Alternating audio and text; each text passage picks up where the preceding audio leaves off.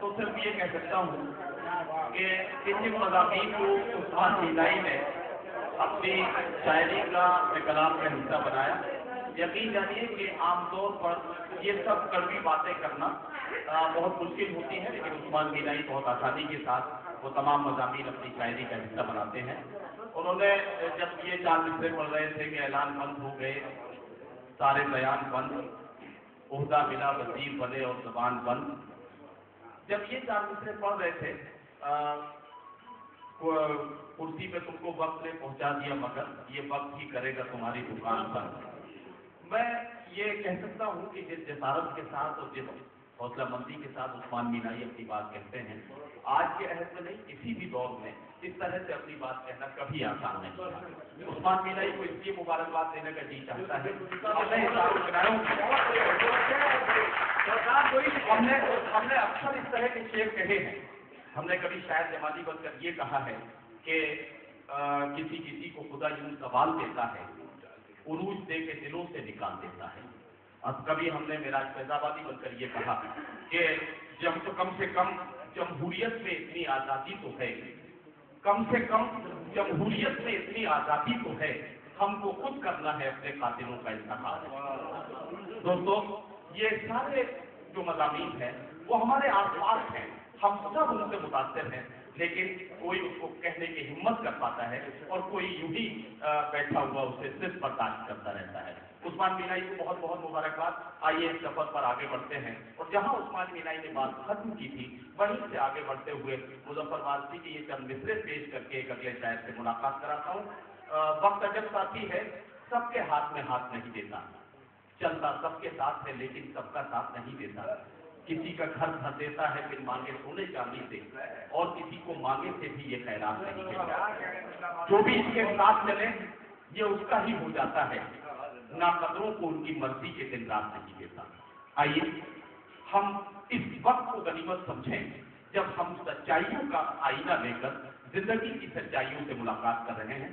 آئیے میں گزارش کرنے جا رہا ہوں کانپور سے تشریف لائے ہوئے ایک مہمان شاعر جناب ناصر جونپوری. بنیادی طور پر وہ جونپور سے ان کا تعلق ہے لیکن آج کل کانپور میں مقیم ہے. جناب ناصر جونپوری مترنم لہجے میں اپنا کلام پیش کرتے ہیں. آج کے عہد میں جو غزل کا جو نیا چہرہ ہے اس کے ایک علمبردار کے طور پر یا اس کے ایک نمائندے کے طور پر ناصر جونپوری صاحب اپنا کلام پیش کریں.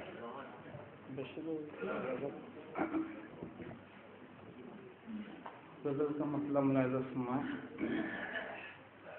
اسلم بھائی، اس سے کچھ بھی نہ کہہ سکا برسوں، اس سے کچھ بھی نہ کہہ سکا برسوں، اس سے کچھ بھی نہ کہہ سکا برسوں، بس اسے دیکھتا رہا برسوں، اس سے کچھ بھی نہ کہہ سکا برسوں، بس اسے دیکھتا رہا برسوں. وہ بھی کرتے رہے ستم پہ ستم، وہ بھی کرتے رہے ستم پہ ستم، وہ بھی کرتے رہے ستم پہ ستم،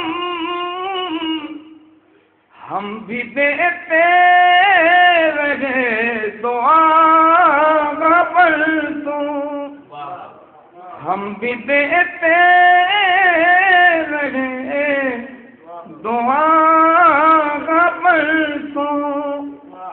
اور یہ شعر خصوصی توجہ چاہوں گا کہ ایک پپیہا تھا میری بستی میں، ایک پپیہا تھا میری بستی میں، ایک پپیہا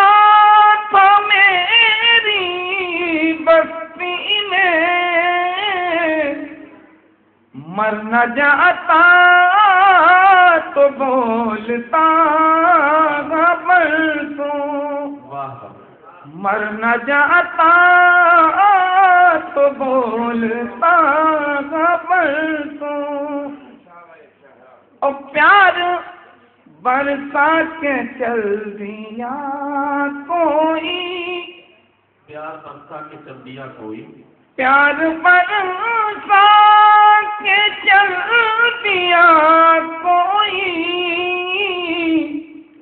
اور میں بھیگتا رہا برسوں، پیار برسا کے چل دیا کوئی،